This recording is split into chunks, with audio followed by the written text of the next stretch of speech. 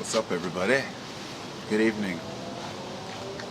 This is Carpo, Dr. Carpo from the Carpo School of Carpology.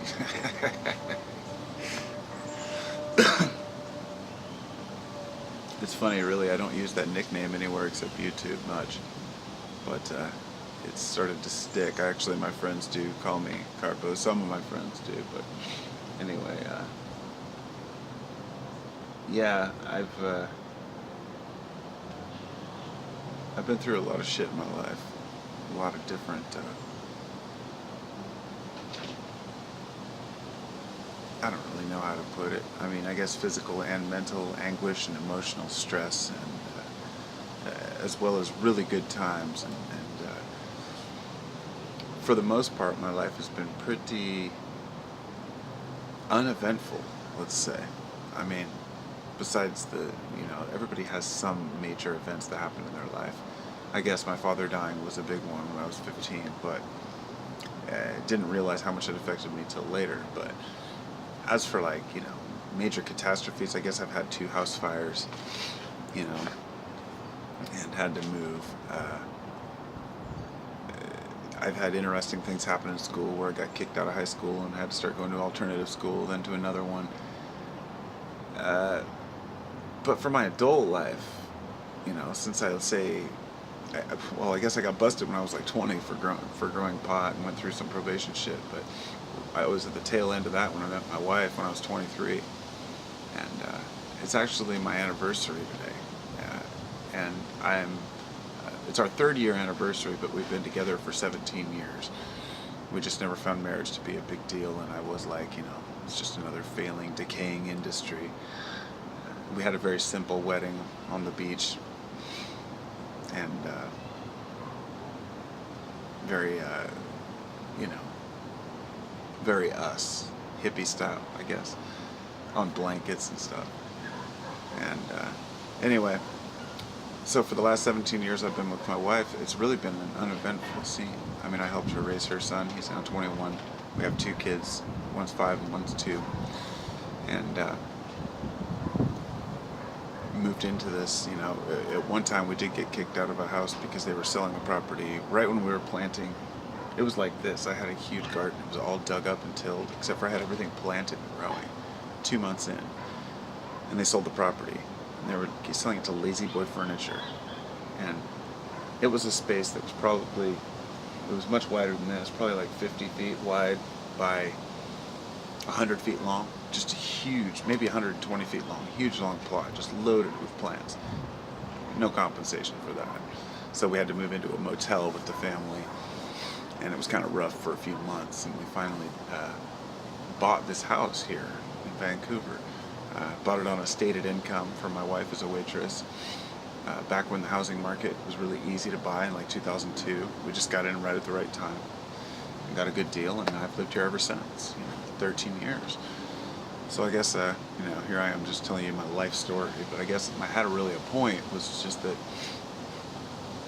the perceptions of whether the world is a scary place, a dangerous place, or whether we're excited or having fun, so many of these things are dependent upon change in our life. And for me, I know for a fact that I'm held back by the fact that I don't change not my surroundings, because there's nowhere else I'd rather be than with my family.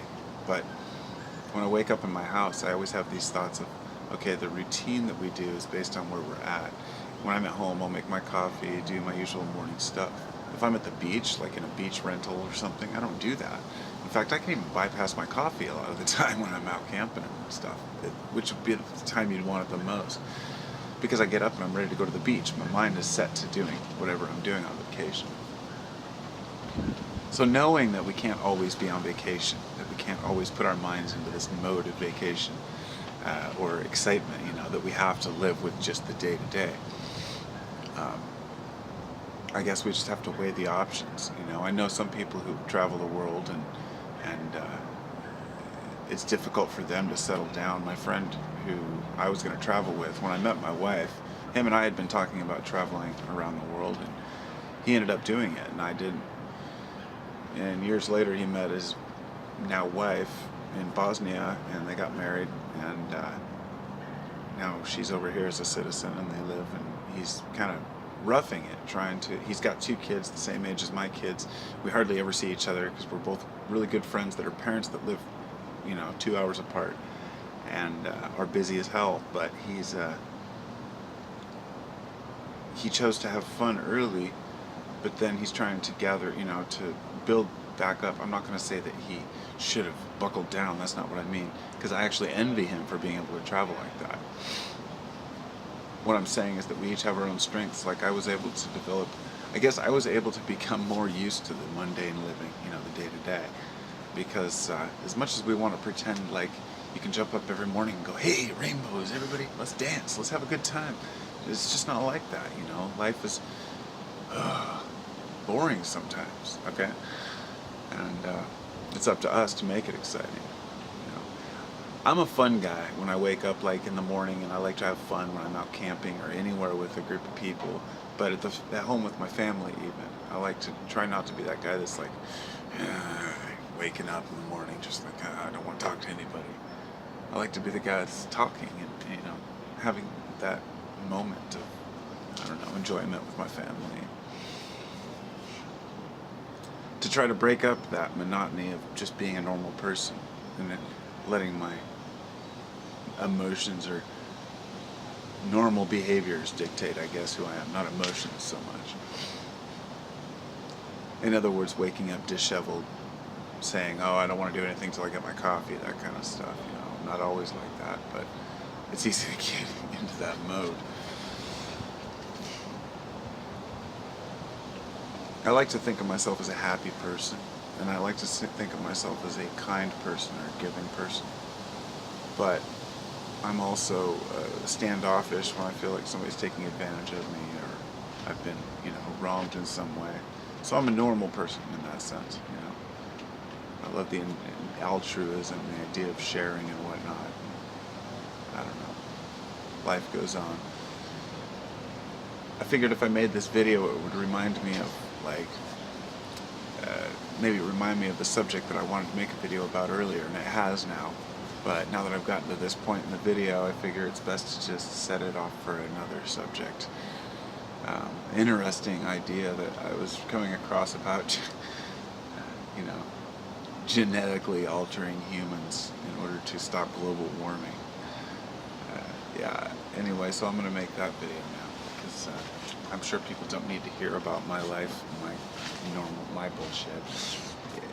I try not to talk about my life in my videos, not because I have anything to hide at all, just because I feel like I owe it to people who are going to watch a video to not sit and, listen to me talking about my personal things, because they do matter, and some people do care. Some people enjoy hearing these things, but I feel like we all have our problems, and I definitely don't wallow in mine. I don't see myself as having problems as far as just because life can be boring. That's not a problem. That's creating my own problem. So I know that, and I've become accustomed to certain things in life, the way things are. So just learning to change that up and bring some new excitement into the day. That's what it's all about. It can be like, for some people it's buying new stuff, but that doesn't work. That's a very short term. We all know that. You can get a new puppy, that works for a week. What you've got to do is get new behaviors that excite you. So I guess that's what I would leave this as, as the main point, is that I've developed mental, facilities over the years that help me to deal with certain ideas. If I feel a negative day coming on, let's say I spill my coffee. In the old days, I'd let that get to me and be like, oh, great, one of those days. I haven't done that in a few years. I'll go, that's life tested me, to see what's going to happen or something. And so just a different approach can change your whole day. Anyway, take care, everybody. Have a great one.